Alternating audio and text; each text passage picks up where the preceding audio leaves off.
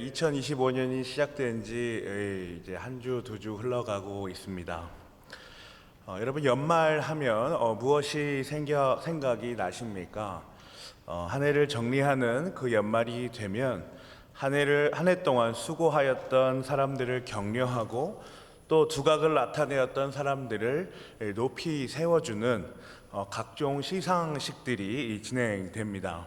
얼마 전에 이제 좀 되었죠. 우리나라 최초로 이제 노벨 문학상을 받기도 했고, 또 오징어 게임이라는 드라마, 그리고 방탄소년단이라는 가수들, 우리나라 문화 콘텐츠들이 이 세계의 각종 상을 참 많이 받아왔습니다. 우리나라는 참 작지만 그런 면에서 참 대단한 나라인 것 같아요. 이 상의 단어들을 한번 찾아봤습니다. 그랬더니 이제 영어로 어워드, 프라이즈라는 단어가 있고요. 또 트로피라는 단어가 있더라고요.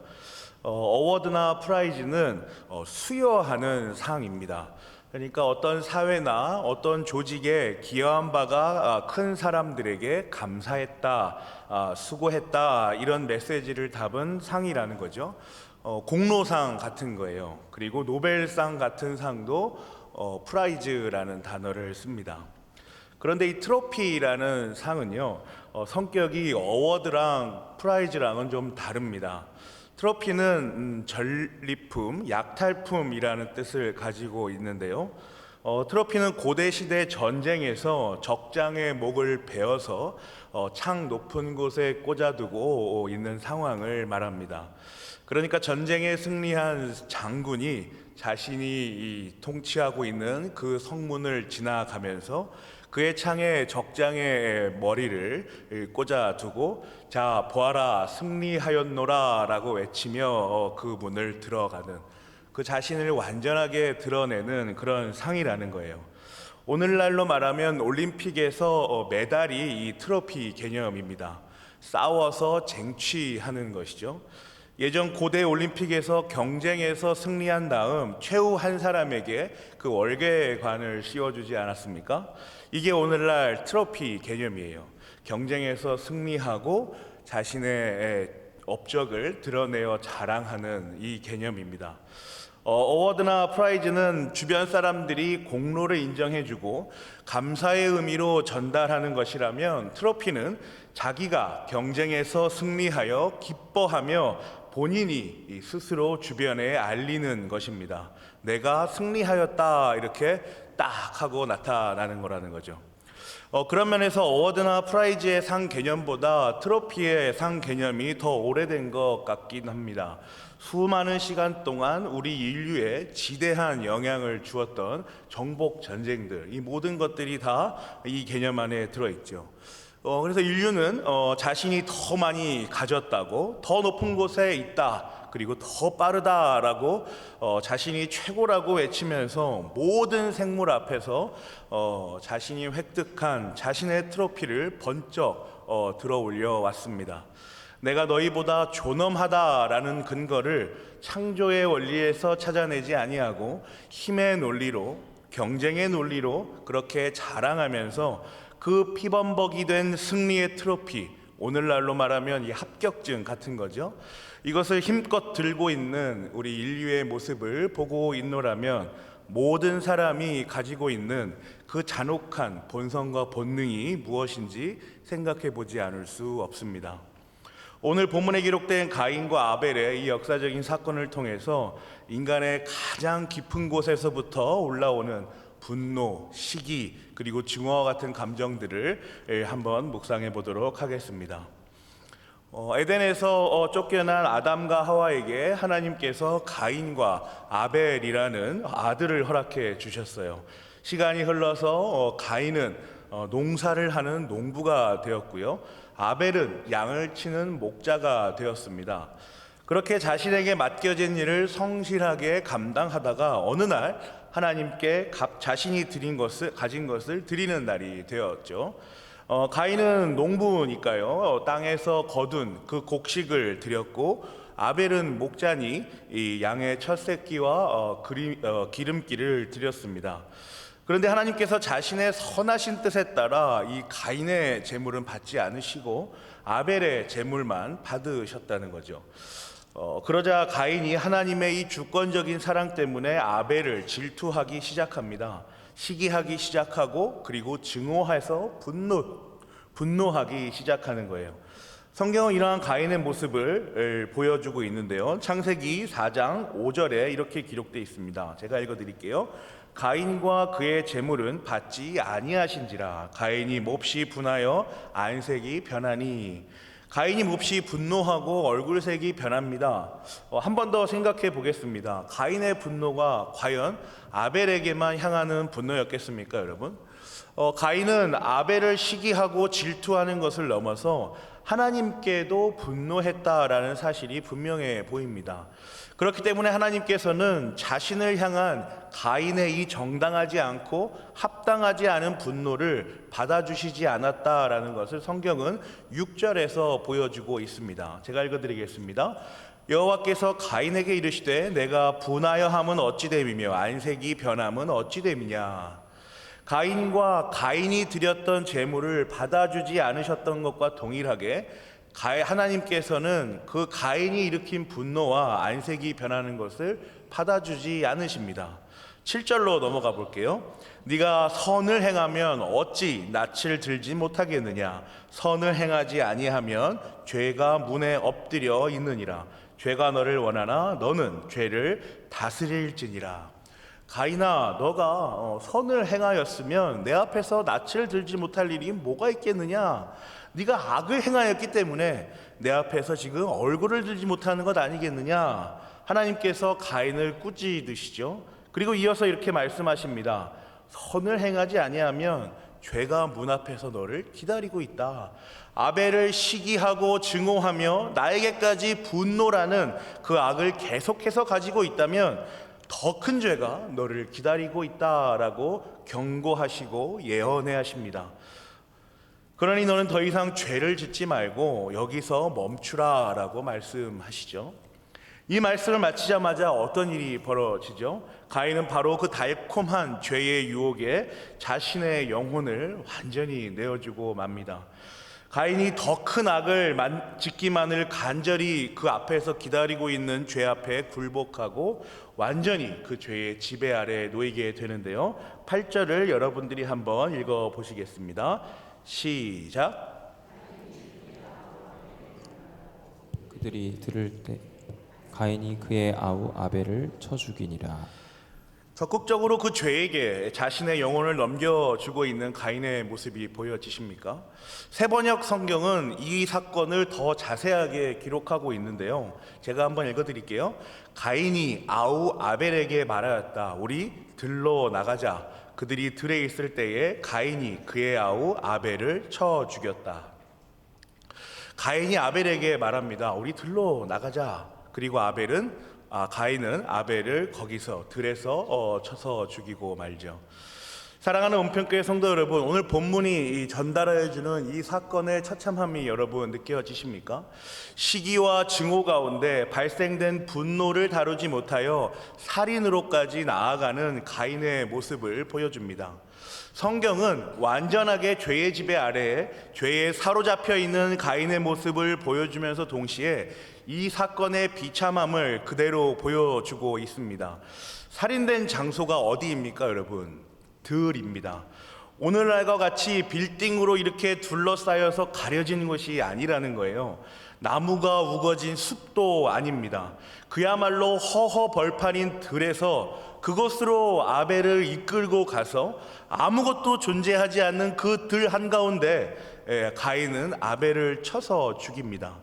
성경은 이 잔혹한 살인의 장면을 아무것도 가려지지 않는 쫙 펼쳐진 들판에서 그대로 보여줍니다.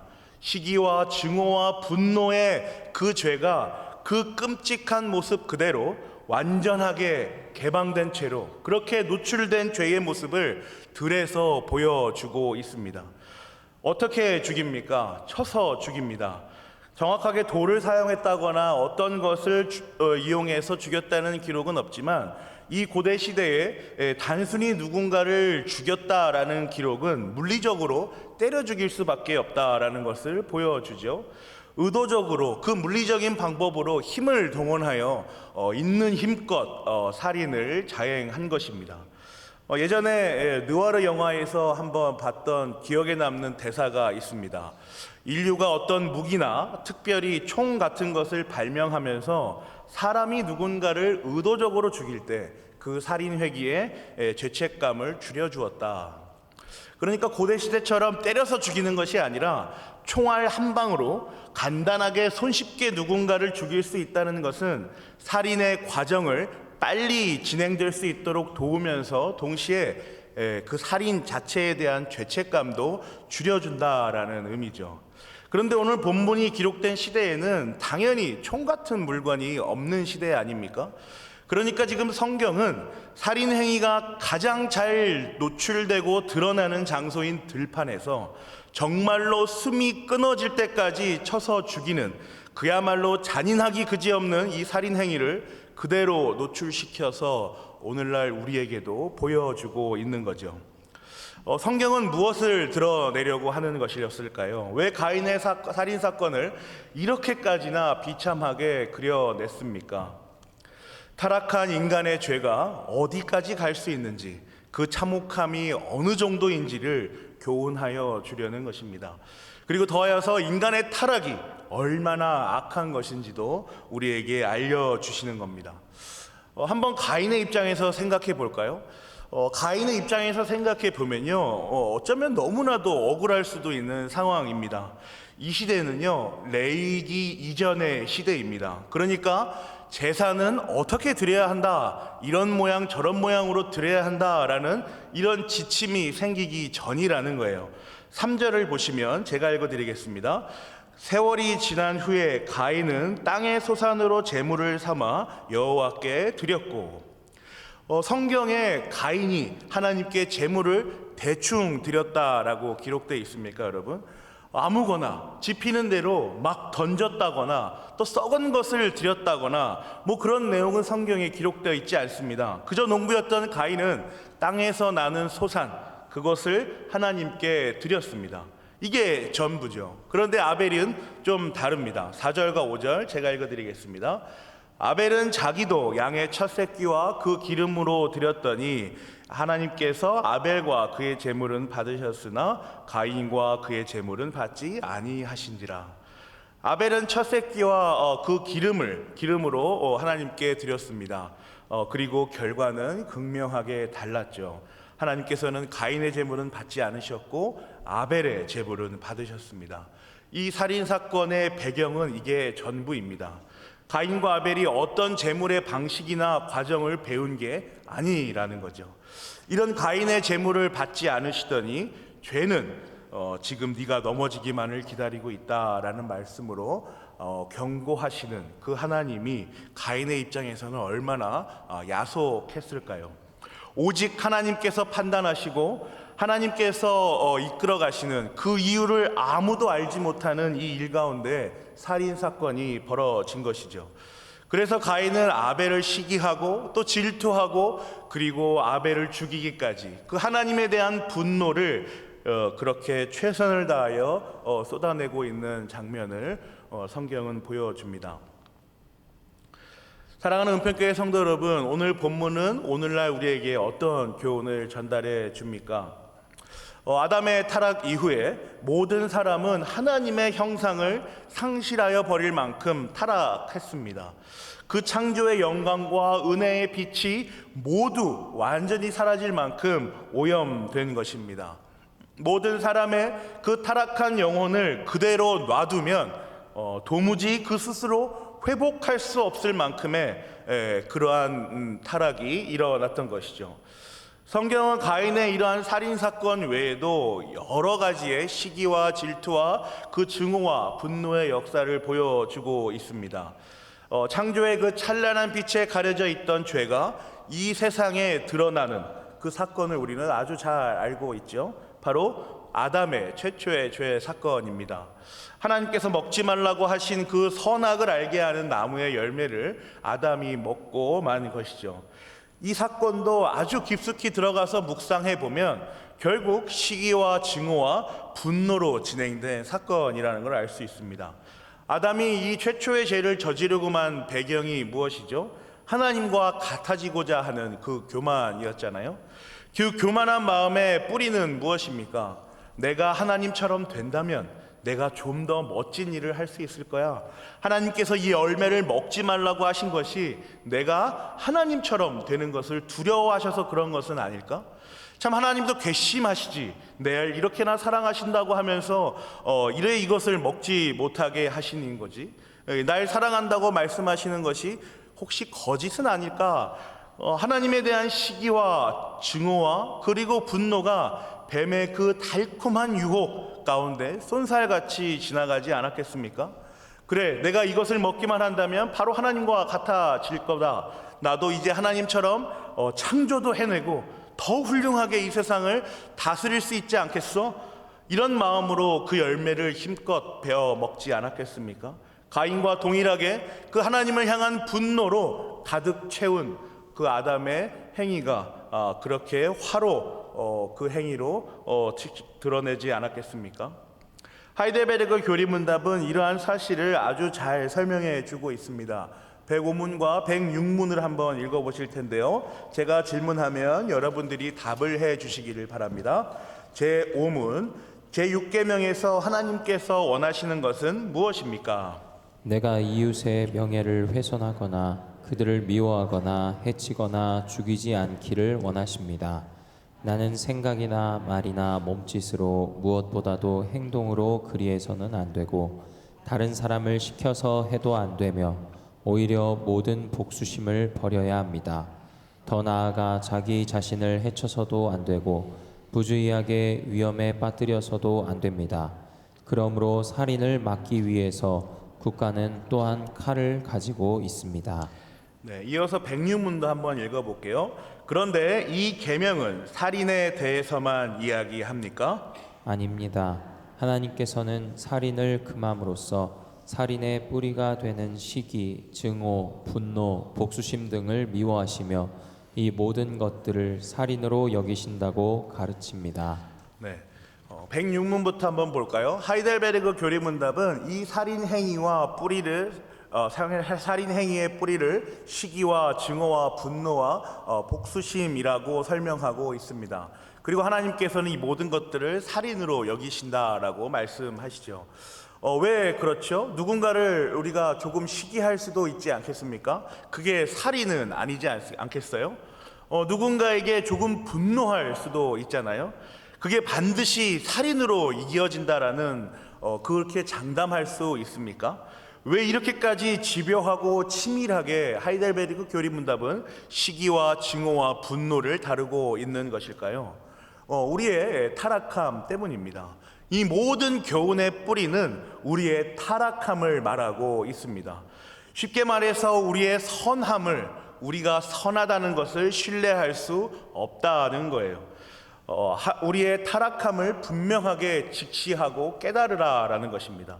그 약간의 시기와 그 약간의 분노가 한 발짝만 더 나아가면, 한순간만 지나가면 곧바로 살인이라는 이 엄청난 행위로 이어진다라는 사실을 하이델베르그 교리문답은 교훈해주고 있습니다.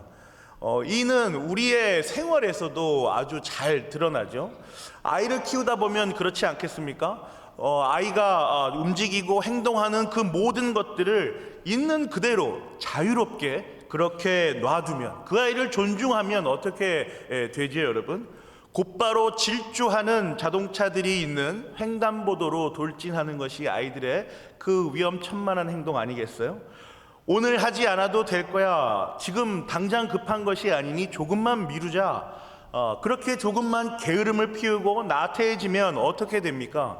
곧바로 해야 할 일이 산더미 같이 쌓이게 됩니다. 그리고 그렇게 하다 보면 이 정도만 하고 말자. 어차피 난 더 잘할 수도 없어. 이게 내 최선이야. 이렇게 자신에게 맡겨진 그 청지기적 사명을 소홀히 여기는 죄를 범하게 되는 것 아닙니까? 우리의 죄가 이렇다는 겁니다. 우리 앞에서 어떻게든 빨리 넘어지기만을 기다리는 그 죄의 존재에게 틈만 나면 우리의 영혼과 이성과 감성을 재빨리 빼앗기고 마는 우리의 연약함을 보여준다는 거예요. 통제 불가능의 상태가 되어버린다는 것입니다. 그래서 우리는 우리의 영혼을 위한 그 안전장치가 필요합니다. 꼭 필요합니다. 이 안전장치가 없으면 금방 넘어지고 치명적인 사고가 일어날 수밖에 없다라는 것이죠. 그래서 우리는 105문에 설명되고 있는 것처럼 제가 밑줄을 그어드렸는데요. 사회의 질서도 필요합니다. 국가라는 통치기관도 필요하다라는 거예요. 모든 사람을 안전하게 보호하기 위한 제도적인 장치, 제도적인 질서, 치리와 같은 통제기관이 반드시 필요하다라는 겁니다. 그리고 무엇보다 영혼의 안전장치가 필요합니다. 율법이 바로 그 기능을 하는 거예요.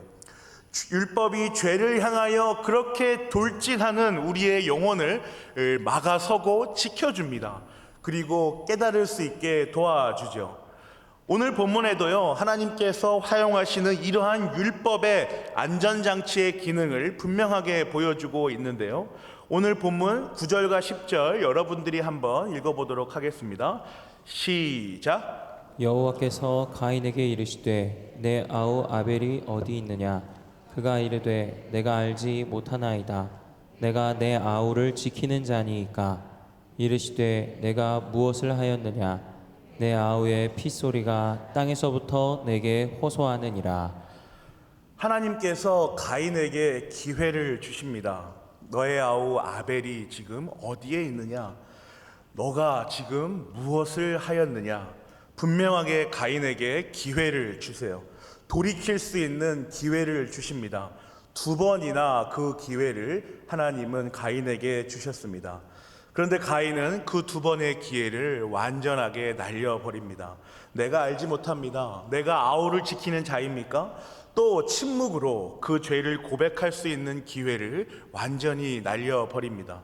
하나님께서 돌이킬 수 있는 방법, 그 장치를 분명하게 보여주셨음에도 불구하고, 그렇게 손을 내미셨음에도 불구하고 그것을 전혀 귀한 것으로, 그것을 자신의 영혼의 안전장치로 여기지 않습니다. 하나님께서는요, 죄를 지은 자들에게 기회를 주세요. 아담에게도 그러셨죠. 죄를 지어 숨어있는 아담과 하와에게 네가 지금 어디에 있느냐라고 물으셨습니다. 지금 너희가 한 행위가 무엇인지 알고나 있느냐라고 물으셨어요. 내가 그토록 아름답고 영광스럽게 창조한 너희의 그 상태가 얼마나 엉망진창이냐, 그렇게 마음 아파하셨습니다. 사랑하는 은평교회 성도 여러분, 하나님께서 우리에게 이 귀한 율법을 주신 까닭은 우리를 가두시기 위해서, 우리에게 그 부담과 짐을 주시려기 위해서 주신 것이 아닙니다.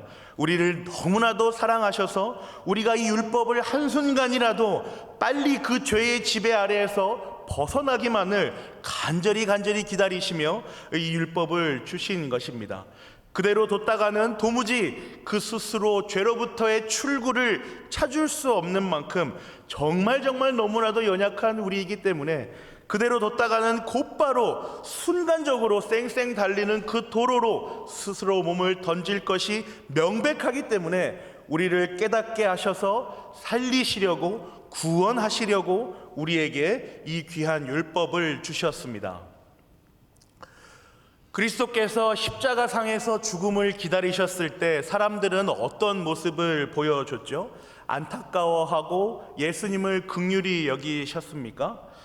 아니죠. 시기와 질투로 예수님을 대했습니다. 그렇게 그리스도를 향하여 분노했어요. 저주하고 조롱하였습니다. 왜 그랬을까요?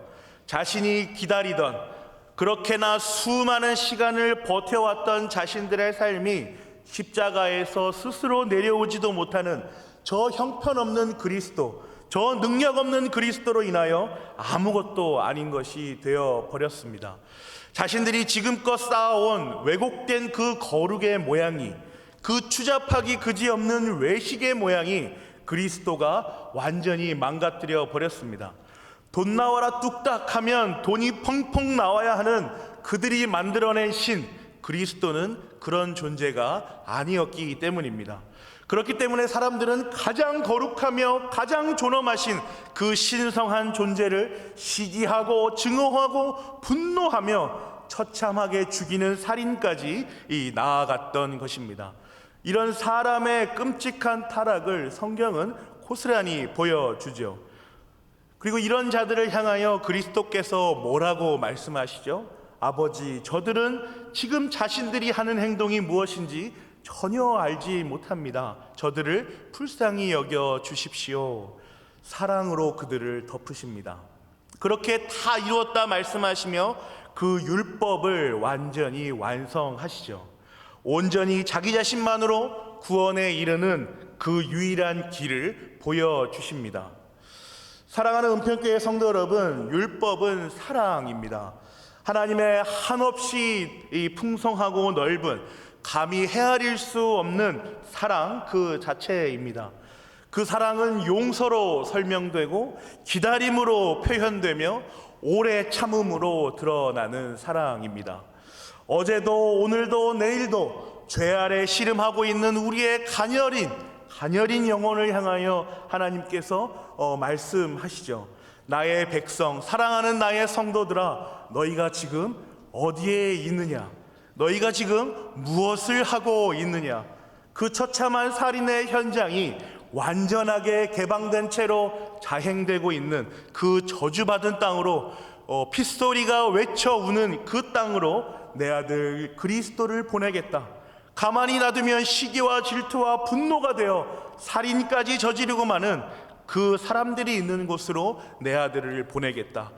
그 다른 사람의 피와 땀으로 흥건하게 젖은 그 승리의 트로피를 들고 그 합격증을 들고 자기를 봐달라고 그렇게 환호성을 지르는 시기와 질투와 분노의 땅으로 내 아들을 보내겠다.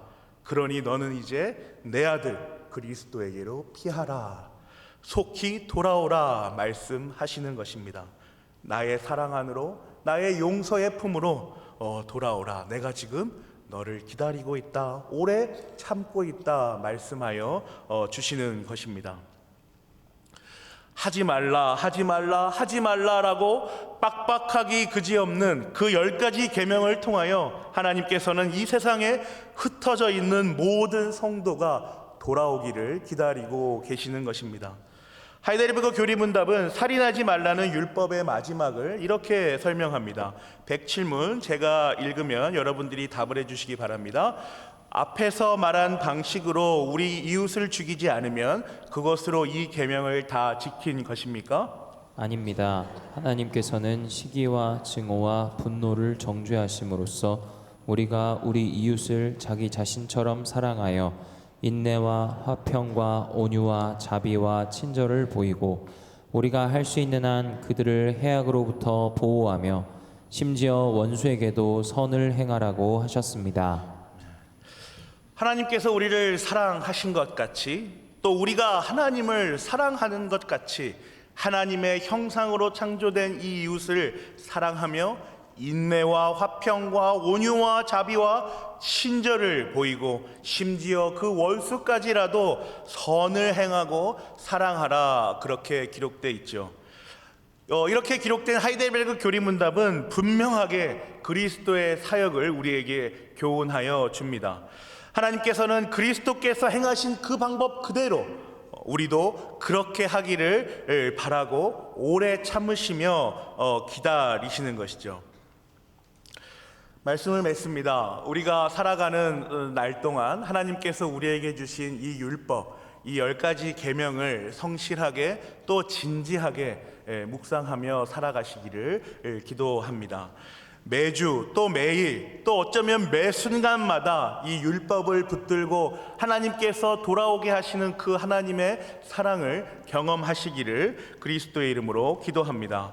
성부 하나님의 한없는 기다림의 사랑을 경험하시기를, 그리고 성자 하나님 그리스도의 끝없는 자비와 연합하시기를, 성령 하나님의 그 계속되는 부르심에 아멘으로 응답하시기를 우리의 유일한 중보자요 구원자이신 그리스도의 이름으로 기도합니다. 기도하겠습니다. 하나님 감사합니다. 하나님께서 저희들에게 율법을 허락해 주셨습니다. 특별히 오늘 살인하지 말라라고 말씀하신 그 율법을 묵상하며 우리의 정말 잔혹한 이 본성을 생각해 보았습니다. 하나님께서 허락하여 주신 율법을 저희가 정말 주야로 그 순간마다 묵상하며 하나님께서 저에게 주신 사랑과 또 자비와 그 부르심에 응답하며 우리의 성도됨을 확인하며 나아갈 수 있도록 주여 인도하여 주시옵소서. 저희의 비참하며 처참한 이 가녀린 영혼들을 저희가 넘어지기만을 간절히 기다리고 있는 그 죄 앞에 하나님께서 그리스도를 보내주셔서 오늘날까지 성도로 살아가게 하심에 감사를 드립니다. 하나님께서 예수 그리스도께서 다시 오시는 그날까지 저희가 이 사실을 진리로 믿으며 하나님께서 주신 그 은혜와 그 넓은 사랑 안에 계속해서 살아갈 수 있도록 주여 인도하여 주시옵소서. 감사합니다. 예수님의 이름으로 기도합니다.